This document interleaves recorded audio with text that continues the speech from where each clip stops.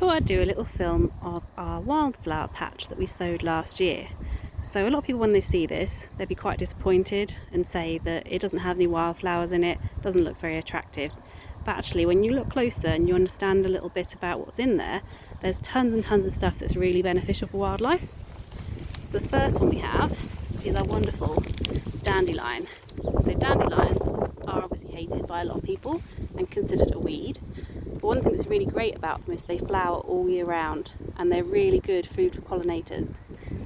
What we tend to find is when we create bare ground in order to sow our wildflower mixes, dandelion does pop up quite readily, and in time it should naturalise and there should be less of them compared to the other plants, but we still like to have it in the mix and it's a great one to see.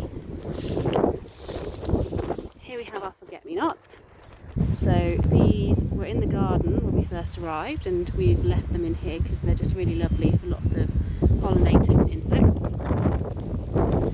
Here we have the leaves of a wild carrot, which looks a bit like a cow parsley, wonderful big flowers which should come out. It takes 1 year for the leaves to grow and then the next year it flowers, so it might not flower this year, but hopefully next year. Next we have this wonderful plant. So this is a relative of the chamomile and it looks a bit like a daisy flower. This is called mayweed and you find it a lot in our countryside. It tends to grow on bare ground, so like around the edges of farmers' fields, and you get scented mayweed, scentless mayweed and stinking mayweed. So depending on what it smells like, it can be one of these.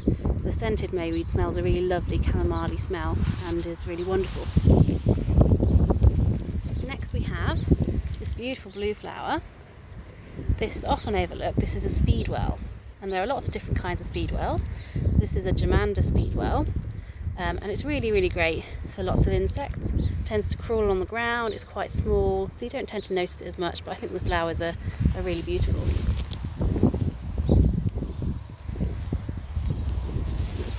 Here we have our nettles, again one that's often described as a weed.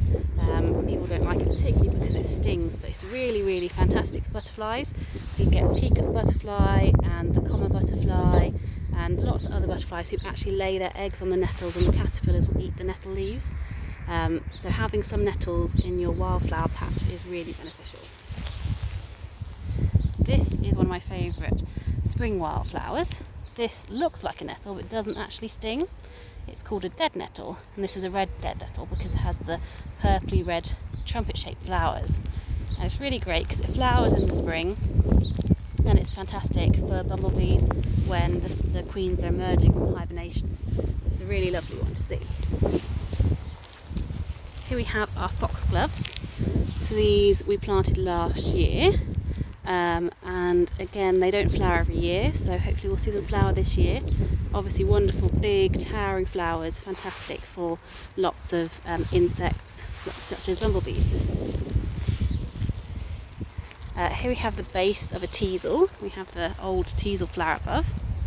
Teasels are fantastic because they not only have wonderful purple flowers that the bees love, but the seed heads are really great for birds in the winter because they can pick the seeds out of there. So things like goldfinches love teasels.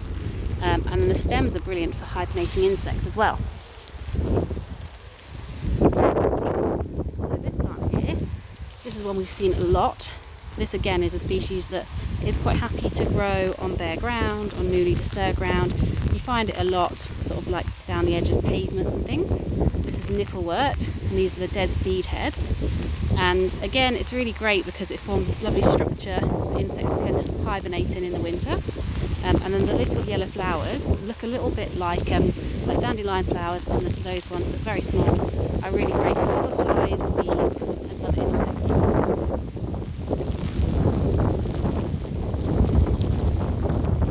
Over here we have a few of these. These are actually from our cornfield annual seed mix. These are our corn cockles, which have a really beautiful pink flower that should come out later in the summer. So it's really great to see that they're coming up and surviving, because as the bare ground starts to go, these seeds don't do so well. So when people spread things like poppies and cornflowers and corn cockles on a bare ground area, they have a really lovely display in the first year, and in the second year what tends to happen is these disappear because they haven't got any bare ground to seed on. So it's well worth knowing if you're looking to have these year after year, you need to disturb the ground, dig it over for them.